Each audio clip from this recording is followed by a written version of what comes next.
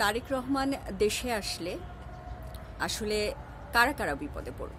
তারেক রহমান দেশে আসলে আসলে ক্ষমতার ভারসাম্যটা নষ্ট হয়ে যাবে। এই মুহূর্তে যদি তারেক রহমান দেশে আসেন তাহলে যেটা ঘটবে, অন্তর্বর্তীকালীন সরকারের প্রতি জনগণের অলরেডি আস্থাহীনতা তৈরি হয়েছে। জনগণ তাদের কাজে কর্মে কথায় মিল খুঁজে পাচ্ছে না।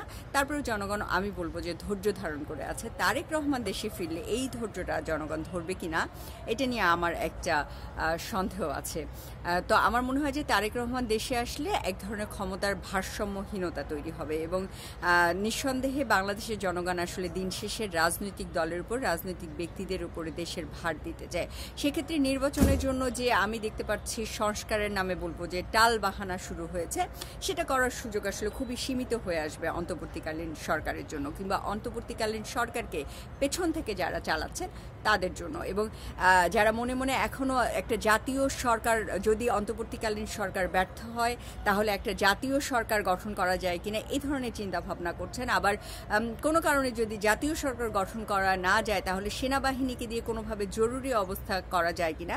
আপনারা রিসেন্টলি একটা ইন্টারভিউ দেখবেন যে সেনাবাহিনীকে খুব উস্কানিমূলক বিভিন্ন প্রশ্ন করা হয়েছে এবং আমার মনে হয় যে সেনাপ্রধান এখন পর্যন্ত খুব সুন্দরভাবে 4 ছক্কা হাঁকিয়ে গিয়েছেন সেই ইন্টারভিউয়ে।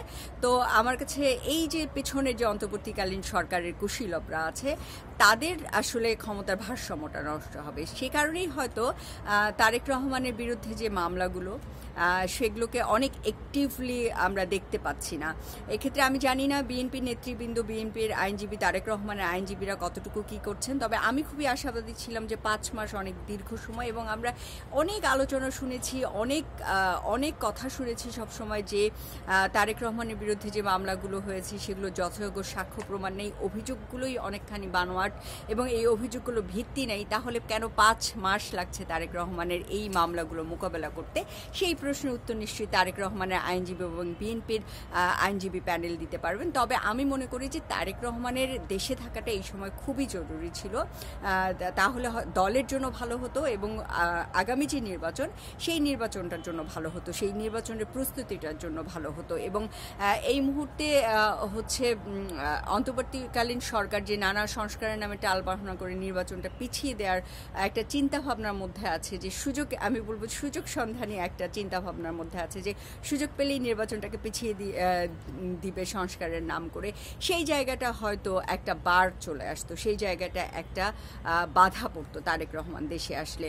এবং এই কারণে আমি মনে করি যে তারেক রহমানের দেশে আসাটা জরুরি। আবার তারেক রহমান আসলে ক্ষমতার ভারসাম্যটা নষ্ট হতে পারে। সেক্ষেত্রে তারেক রহমানের আসলে আইনি যে জটিলতাগুলো আছে সেগুলো মোকাবেলা করে দেশে আসাটা বাঞ্ছনীয় হবে। এবং সবথেকে বড় ব্যাপার হচ্ছে বিএনপির আসলে এক দফা এক দাবিতে যেতে হবে, সেটা হচ্ছে আইন শৃঙ্খলা পরিস্থিতির উন্নয়ন ঘটিয়ে নির্বাচন দেয়া যত দ্রুত সম্ভব অন্তর্বর্তীকালীন সরকারকে নির্বাচন দিতে আসলে বাধ্য করতে হবে। আমার কাছে এটা মনে হয়।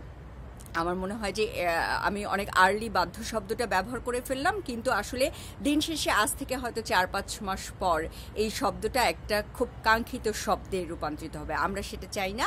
আমরা চাই খুব সুষ্ঠু স্বাভাবিক একটা পরিবেশে নির্বাচন অনুষ্ঠিত হোক এবং এই নির্বাচনের জন্য অন্তর্বর্তীকালীন সরকার হচ্ছে খুবই সততার সাথে কাজ করবে, এটা আমি বিশ্বাস করতে চাই।